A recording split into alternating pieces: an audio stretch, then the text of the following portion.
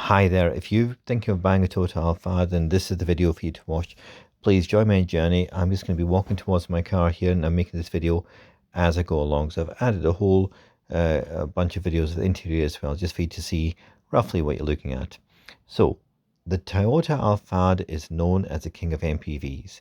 Produced by Toyota since 2002 and named after the brightest star in the Hydra constellation, its only real competitor is the Nissan Elgrand. Now, this is a vehicle that is in itself just phenomenal, but the Toyota Alphard is able to outsell the Nissan Elgrand in multiples in its home country of Japan. Now, this really says something. If you've seen an Elgrand, it is a brilliant car. Now, the Toyota Alphard is available in both 7 or 8-seater guides with petrol and hybrid engines, but no diesel. To make it easy, let's break it up in 3 generations of Alphards, age 10, age 20, and age 30. Each model builds on the success of the previous model, and the waters are further muddied by the huge variations of factory add-ons that the Japanese tend to spec. I'll discuss this later, but just remember this fact. Now, the AH10 was the original model. It came in 2 sizes, 2.4 litre 4 valves and a 3 litre V6. Both great engines. A hybrid model was also made, but you may want to keep away from this because the later hybrid models are much better. In the UK, the cars which were actually made in this country and sold to this country as legal, as non-imports, these were pretty sparse on the specs. For example, electric windows up front was becoming regular, but electric rears in the rear was more of a luxury. You'll be pleased to hear that even the early Mark 1 Alphards came as standard with options fitted that still sit well after 20 years. So an example is all-around electrics, mood lighting, rear air conditioning controls, ISOFIX middle seats, soft closing doors, closing sliding doors, electric doors, factory fitted mats which are wall to wall. All this is just the basics of it. So I want you to get the idea that when you come to see these cars, your eyes are going to be wide open. They are fantastic in real life.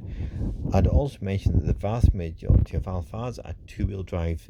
However, if you're looking for a 4-wheel drive, the AH15 model is available, and these are great for campers. In the middle of 2018, the Mark II model was released. Just before that, they had a factory facelift model, which also came with an upgraded 5-speed gearbox, which is again an additional refinement. However, the Mark IIs came with a 7-speed CVT for the 2.4 litres, and the 3.5 litre received a 6-speed, very refined gearbox. 2008 also saw the Japanese market split into the Alphard family into 2 new distinct families. The Alphard was originally targeted to give a refined and elegant image to the driver. The new Vellfire range targeted those wanting a more athletic, sporty feel with aggressive styling to appeal to younger, affluent buyers. Now, these vehicles are worthwhile step-ups from the AH10s, but may not be enough for existing Alphard owners to make the jump. However, they may be tempted by the improved fuel economy, or they may be tempted by the ISOFIX, which are now also included in the rear of the vehicles. So in the UK, we like to talk about specs and model designations, as for example L, GT, GTRs, etc. But in Japan, it's not clear-cut with Alphards. The Japanese will not think twice about buying a base Alphard and then adding factory options to take it well beyond its model designation. It just muddies the water, as it says. Furthermore, the Japanese, once they've got the car, often fit further after factory mods to personalize the vehicle to their liking. So, for example, they might drop the suspension, they may add a new sound system. They can do a lot to these cars.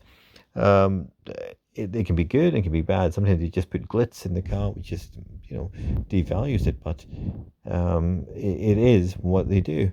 One of the more annoying things about purchasing a vehicle in transit, though, so if you're thinking of buying it and when it's actually not in the country, is that there's the possible the importer may discover unseen specs in your vehicle when it arrives, and they may potentially say, well, listen, you know what, I'm going to keep this, I can sell it on later, in which case they may tell you, listen, that car is not up to up to standards of weak hindsight, you then see your car being sold later on with that larger spec and a higher value. This is annoying. Now, I'm going to be adding to my Alphard videos, but if there is one thing to take away from this brief video, is that you need to open your mind to a world of luxury we're not expecting. Get a test drive, see the cars in person. There is an Alphard or Vellfire option for everyone. Also, be very careful of unscrupulous dealers. These vehicles are brilliant at hiding their age. Now, I'm going to recommend a phone call to New Acre Cars, may be a good port of call. They've been trading for a while and had some excellent reviews, but importantly, they've got about 100 cars or so available to view with every possible factory fitted options and user customizations from radars to lane control. Everything's in there. So I hope you've enjoyed this video. If you like, please subscribe. I'll be making more videos on the Toyota Alphard, but I always want you to just have a look at my other videos and see what you're really looking to purchase. These are great vehicles. Don't be fooled by the hype of imported cars. These are a different class from vehicles in the UK of this age and even of the current vehicles. Thank you so much, and thank you for watching this video.